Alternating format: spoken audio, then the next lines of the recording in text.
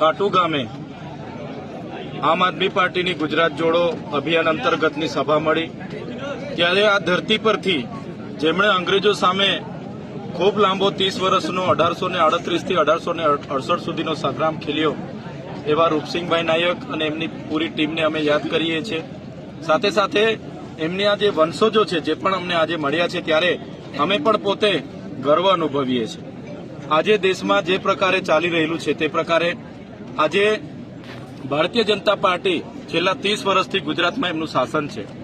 એક બાજુ યુવાનો ભણી ગણીને પોતાના પરીક્ષાઓ આપવા જાય છે ત્યારે પેપરો ફૂટે છે અને એક બાજુ ટોલના નામે લૂંટ ચાલે છે, મોંઘવારી એટલી બધી વધી ગયેલી છે, પોલીસ દ્વારા અનેક પ્રકારે દંડ ઉઘરાવવામાં આવે છે અને આ વિસ્તાર એ નજીકના આવતા અનેક ડેમોની બાજુમાં આ વિસ્તાર છે, છતાં એ ડેમોનું પણ પાણી આ વિસ્તારને આજ દિન સુધી મળ્યું નથી।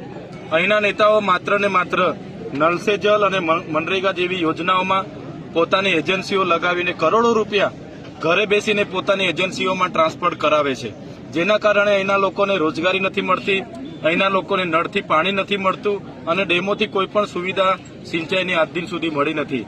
ત્યારે આ વિસ્તારના લોકો આજે મોટી સંખ્યામાં અહીંયા ઉમટી પડ્યા છે।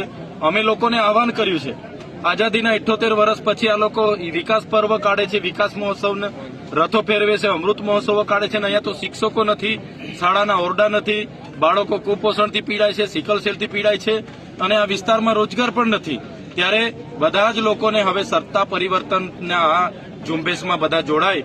આવનારી તાલુકા જિલ્લા પંચાયતમાં આમ આદમી પાર્ટી સ્વતંત્ર લડવા જઈ રહી છે। સારા લોકો આ સત્તામાં આવે, આ ઇલેક્શન લડે, જીતે, સત્તામાં આવે ને અહીંના લોકોના કામ કરે એવી અમે સૌને અપીલ કરીએ છીએ।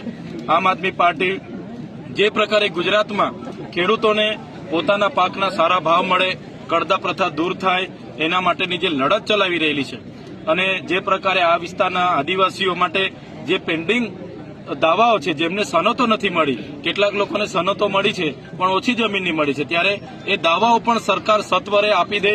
મનરેગાની જે લેબરની કામગીરી છે, રોજગારી છે એ પણ સત્વરે ચાલુ કરે। નળ સે જલમાં જે પણ કૌભાંડો થયા છે, મનરેગામાં એના જિલ્લા પ્રમુખના એજન્સીઓ દ્વારા 100 કરોડનું કૌભાંડ થયું છે, એમાં પણ તટસ્થ તપાસ થાય, એમના પર કાર્યવાહી થાય એવી અમે આજની મિટિંગમાં ચિંતન અને મનન કર્યું છે। આવનારા દિવસોમાં જ્યાં પણ અમારે આ લોકોની સમસ્યાઓના નિરાકરણ માટે રજૂઆત કરવાની થશે, અમે વિધાનસભા સુધી જઈશું, એની રજૂઆત કરીશું અને સત્વરે એનું નિરાકરણ આવે એવા અમારા પ્રયાસો રહેશે। સાથે સાથે આવનારી ચૂંટણીમાં આમ આદમી પાર્ટી દ્વારા અમે બધાને અપીલ કરી છે અને પંચમહાલની જે જનતા છે એમના પર અમને પૂરેપૂરો ભરોસો છે કે આવનારા દિવસોમાં આ વિસ્તારમાં પરિવર્તન આવવાના છે। એ ચાહે તાલુકા પંચાયત, જિલ્લા પંચાયતની ચૂંટણી હોય કે આવનારી વિધાનસભાની ચૂંટણી હોય, આ વિસ્તારમાંથી પરિવર્તન આવશે અને આમ આદમી પાર્ટી ખૂબ મજબૂતાઈથી આ વિસ્તારમાંથી આગળ વધવાની છે એ પૂરી ખાતરી છે અમને। અને આજની સભામાં જે પણ મુદ્દાઓની ચર્ચા થઈ છે, પ્રશ્નો અમને મળ્યા છે એ બાબતે આગળ અમે રજૂઆત કરીશું।